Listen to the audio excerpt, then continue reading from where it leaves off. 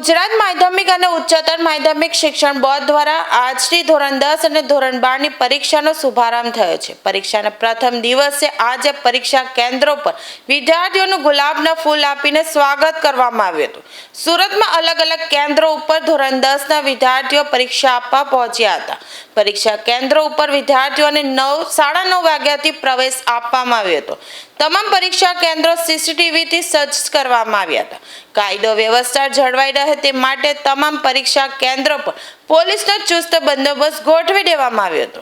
Natubhai Kariya, trustee presidency school, Gujarat માધ્યમિક અને ઉત્તર માધ્યમિક શિક્ષણ બોર્ડની ધોરણ 10 અને ધોરણ 12ની પરીક્ષા આજથી શરૂ થવા જઈ રહી છે। ત્યારે સમગ્ર ગુજરાત રાજ્યની અંદર 15 લાખથી વધુ વિદ્યાર્થીઓ પરીક્ષા આપી રહ્યા છે, જેમાં સુરત જિલ્લાની અંદર 1,65,000 કરતાં વધુ વિદ્યાર્થીઓ પરીક્ષા આપી રહ્યા છે અને એમાં 92,280 વિદ્યાર્થીઓ ધોરણ 10ની પરીક્ષા આપી રહ્યા છે। આજે ધોરણ 10નું ભાષા 1નું પેપર છે અને એમાં પ્રેસિડેન્સી સ્કૂલની અંદર ટોટલ 600 વિદ્યાર્થીઓ 2 કેન્દ્રમાં ફાળવવામાં આવેલા છે।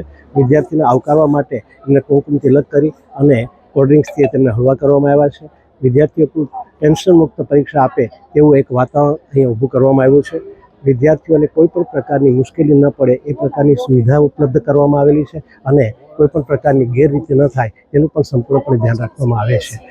દરેકે દરેક ક્લાસરૂમ સીસીટીવી કેમેરાથી સજ્જ છે અને દરેકે દરેક ક્લાસરૂમની અંદર રહેવાથી પરીક્ષા એની એક સીડી બનાવી અને બોર્ડને દરરોજ મોકલવામાં આવે છે। દરેકે દરેક વિદ્યાર્થીઓ માટે એક પશ્ચાતાપ પેટી પણ રાખવામાં આવેલી છે કે જેમાં કોઈ પણ વિદ્યાર્થી કોઈ પણ પ્રકારનું સાહિત્ય ભૂલથી બી લાવ્યો હોય તો તેમાં મૂકી અને ટેન્શન મુક્ત